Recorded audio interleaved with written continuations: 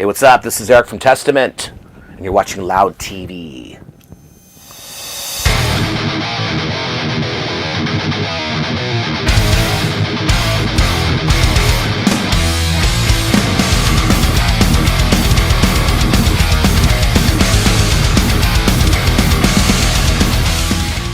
Yeah, so this tour, it's the Bay Area Strikes Back, and we're touring all over Europe. There was the Corona breakout, it was starting to appear before we left.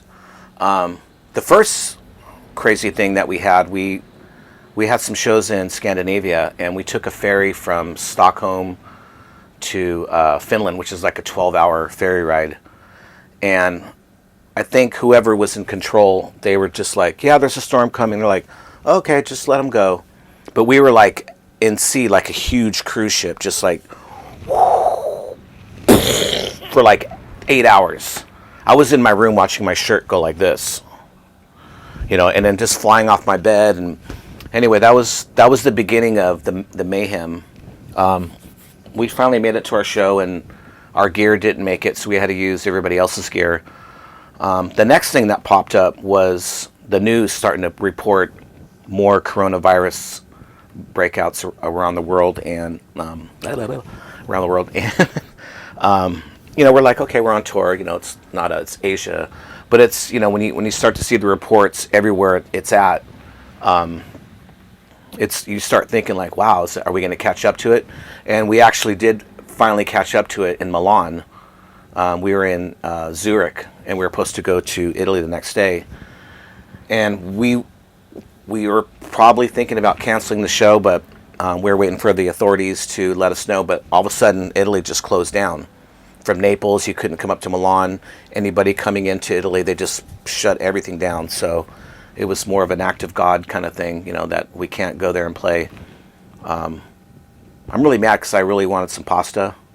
And I know all the shelves are getting empty with pasta, but that's another story. But not trying to make a joke out of it. But now it's, we have other places we are supposed to be going to, like Australia and Thailand and stuff like that after this tour. And now that's starting to be in question, like, are we going to actually make it there? So it's kind of scary because we're like chasing the storm right now, We're on tour, and there's this crazy virus, and of course I think it's like any social thing, they're just hyping it up.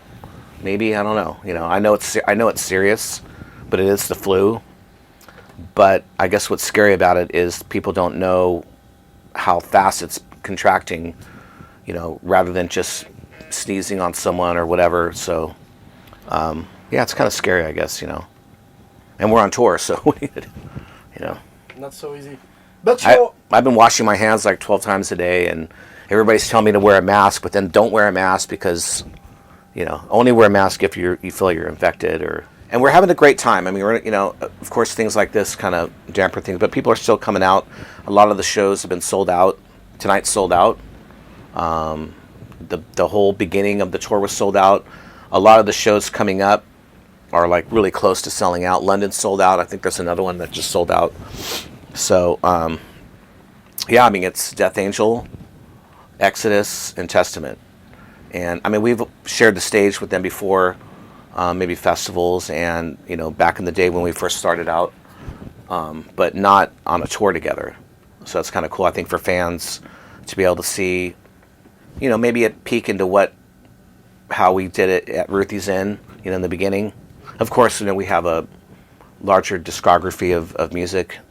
Every band has done a lot in their career, and it's cool. It's a good show, I think.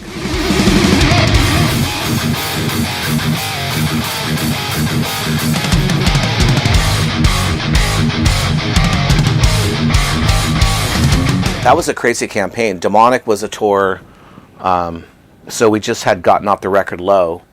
We got dropped from Atlantic. Metal was kind of a dirty word.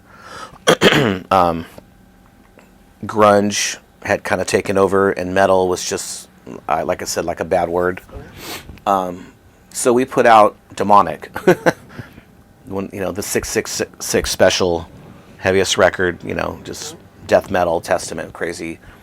But we played a lot of places. I mean, we played 200 seaters to 500, and it was like, it was a step down for us, but we were selling out everywhere.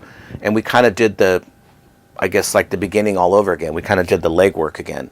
And we toured from, I think, August or July all the way to December without stopping. I mean, we didn't take breaks. We just toured the world. And when we got home, half the people quit because there was no money. You know, we weren't really making any money. But somehow we planted seeds everywhere, because when we did the gathering, we just went back to, 800 to 2,000 seaters again. So we did a lot of work, and, it was hard. But Demonic was a record that really kind of like replanted everything for us, I think. Conjuring with power, mystical and formless.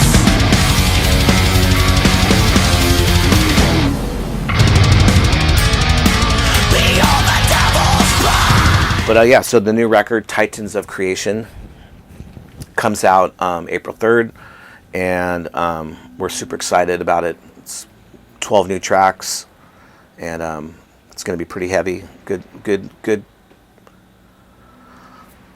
A lot of different songs, a lot of different styles, I think. We got everything from, some thrash, some really melodic, some cool breakdown stuff, slower, doomy kind of stuff. I think everybody's just performing a lot better on this record. Notably, the drums and the bass. Steve's a little bit more prominent in the mix. And I think the guitars have gotten a lot better. Everything's just, I'm saying with the usual, everything's better. It's the best record ever. But it really is. I mean, for what we're doing, I feel like compared to the other records, it's just another step up. And that's cool to say that after 30 years, Since I wrote most of the material on the record, when it comes time to showing them the parts, I'll show them, of course, what I do on guitar. But I'm like, okay, right here, just do bass stuff. I'll go, and he goes, I got it. So we kind of go over stuff like that too, like he'll do stuff and I'm like, most of the time it's right on. Sometimes I'm like, I might try to influence to be, like a kid, like Getty and Live, like All the World's a Stage. We'll start naming songs like 2112 or whatever. But yeah, it's a lot of fun. I've heard that.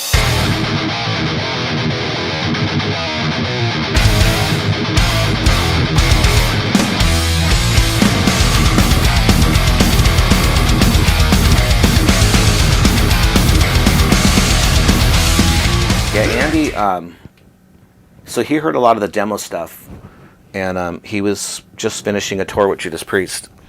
So I think when we approached him, he was like, yeah, I don't know, I want some time off. I've been touring forever with Judas Priest. And when I sent him some of the songs, he really liked the riffs. So maybe it got him a little excited, like, okay, cool. Of course, he knew that when I told him we would start, we didn't start because we're always late. But luckily, he had enough time to make it happen. And it's cool because he hasn't mixed a record for a while. It's been a while. So he was pretty excited to make it happen. And I think because he also liked what he was hearing, it made him more inspired to, mix it like that. And also, we're not there behind his back, kind of just jumping on him. The way we do it now is he'll just send us something when he thinks he's got something that's close to a mix. And I think on the first one, he really had it.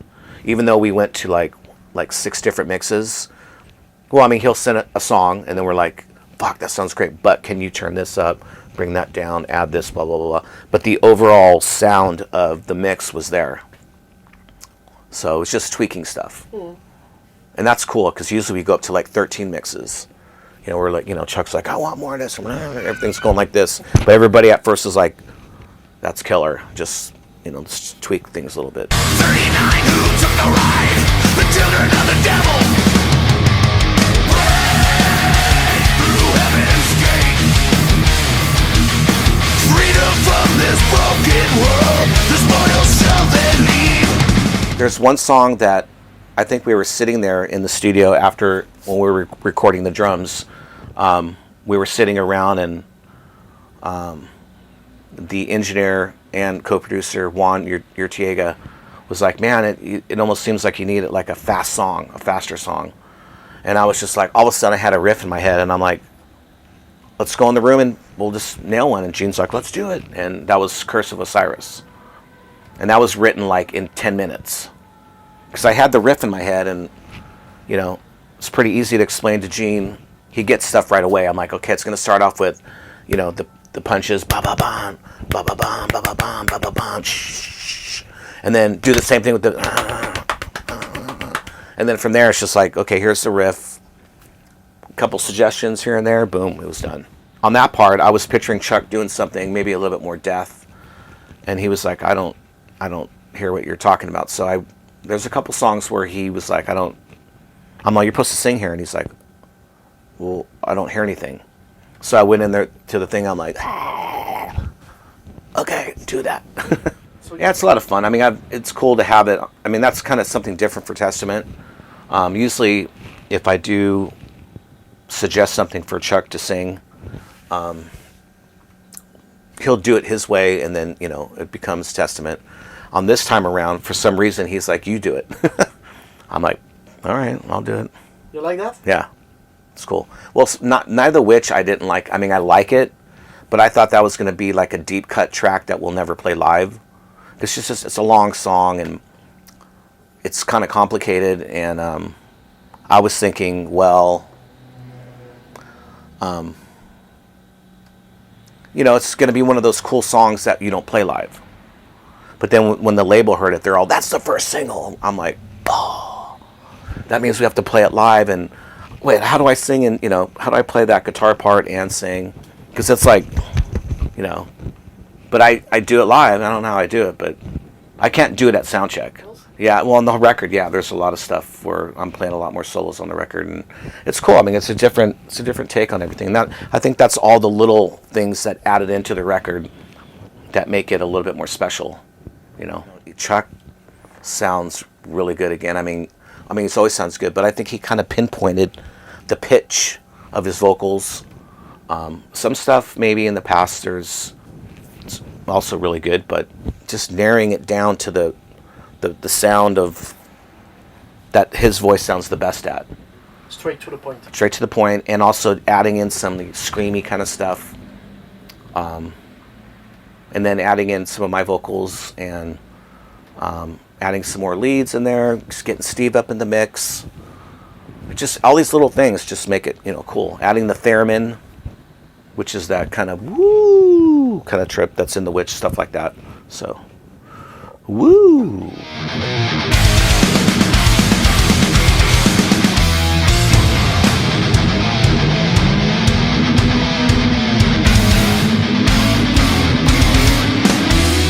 So anyway, I was walking down the street, minding my own business, eating a tuna fish sandwich, and this guy came up to me and said, how much do you want to sell your sandwich for? And I said, I'm not going to sell my sandwich because I just spit in it. If you want to eat my spit, then it's okay, because then the unicorn's going to come.